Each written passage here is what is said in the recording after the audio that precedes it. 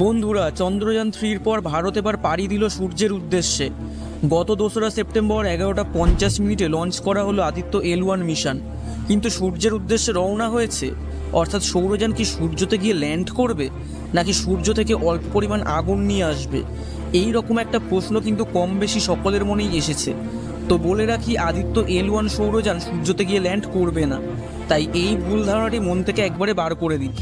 এবার কথা হলো, তাহলে সেটি কাজ করবে কিভাবে, আর সে সূর্যের এত তেজ সহ্যই বা করবে কি করে?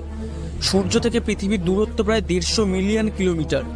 তাও পৃথিবী থেকে আমরা সূর্যের তাপ বিন্দুমাত্র সহ্য করতে পারি না। সেখান থেকে আদিত্য L1 সূর্যের এত কাছে গিয়ে কিভাবে পরীক্ষা নিরীক্ষা করবে?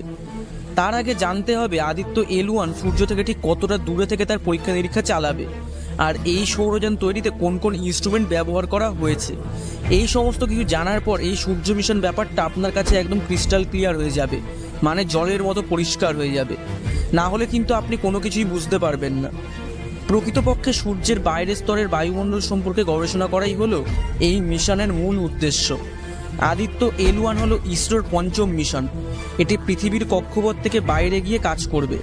আদিত্য L1-এর সঙ্গে 7টি উপকরণ পাঠানো হয়েছে, যার মধ্যে 4টির কাজ হলো সূর্যের আলো নিয়ে পরীক্ষা নিরীক্ষা করা, আর বাকি 3টি উপকরণ সূর্যের প্লাজমা ও ম্যাগনেটিক ফিল্ডের তথ্য সংগ্রহ করবে।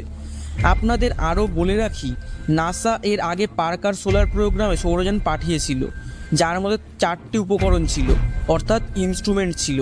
কিন্তু ভারতের আদিত্য L1-এর মধ্যে 7টি সায়েন্টিফিক ইনস্ট্রুমেন্ট রয়েছে। অর্থাৎ বর্তমান সময়ে ভারতের এই সৌরযান নাসার সৌরযানের থেকে অনেক অ্যাডভান্সড, তা তো তোমরা বুঝতেই পারছো। ইসরোর PLV রকেটের সাহায্যে সৌরযানকে পৃথিবীর কক্ষপথ ছেড়ে দেওয়া হবে। তারপর একের পর এক 4টে কক্ষ পরিবর্তন করে পৃথিবী থেকে L1 পয়েন্ট পর্যন্ত পাঠানো হবে। পৃথিবী থেকে এই L1-এর দূরত্ব 15 লক্ষ কিলোমিটার, আর এই L1 পর্যন্ত পৌঁছাতে আদিত্য L1 সৌরযানের সময় লাগবে পুরো 4 মাস। আপনাদের বোঝার উদ্দেশ্যে বলে রাখি, L1 পয়েন্ট হলো সেই পয়েন্ট যেখানে সূর্যের এবং পৃথিবীর গ্র্যাভিটি এসে মিলিত হয়েছে। সহজ কথায়, যে স্থানে দুটি স্পেস অবজেক্টের গ্র্যাভিটি শূন্য হয়ে যায়, এই স্থানে এদের গ্র্যাভিটি কাজ করবে না। আদিত্য L1 হলো ইসরোর 5ম মিশন।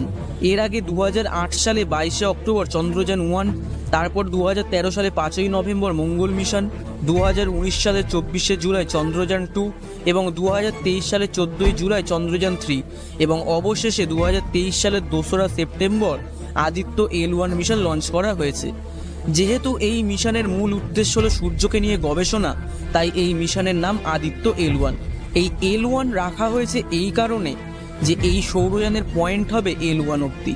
তাই এই L কথার অর্থ হলো ল্যাগ্রেঞ্জ।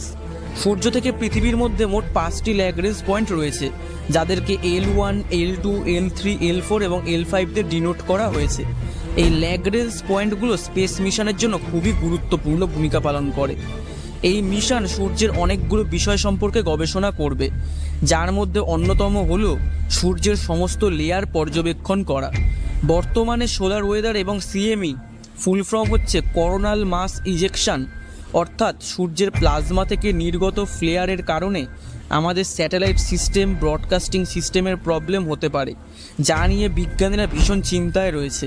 তাই সূর্যের কার্যপদ্ধতি জানার পাশাপাশি সূর্যের প্রতিটা লেয়ারের প্রসেস, CME, সোলার ওয়েদার, সৌরঝড়, এই সমস্ত কিছু নিয়ে স্টাডি করা হবে, যার ফলে আমরা এই বিষয়ে অনেক কিছু জানতে পারবো এবং পৃথিবীকে সুরক্ষিত রাখার চেষ্টা করতে পারবো।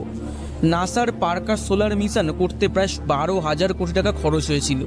সেখানে ইসরোর আদিত্য L1 মিশনটা করতে মাত্র 380 কোটি টাকা খরচ হয়েছে। গত বছর 2রা সেপ্টেম্বর সূর্যের দেশে পাড়ি দিয়েছিল আদিত্য L1। বিভিন্ন কক্ষপথ পার হয়ে 19শে ডিসেম্বর সূর্যের দেশে এন্ট্রি নেয় সে। তারপর থেকে প্রত্যেকটা মিনিট, প্রত্যেকটা সেকেন্ড একেবারে অগ্র বসে এগোচ্ছে আদিত্য। তবে সবটাই নির্ভর করছে ফাইনাল মেনুবারের উপর। ইসরো সূত্রে জানা গেছে, শনিবার বিকেল 3:48 থেকে 4:16 মধ্যে এই ফাইনাল মেনুবার হওয়ার কথা। সেটা যদি ঠিকঠাক হয়, তাহলে L1 কক্ষপথে পৌঁছে যাবে আদিত্য।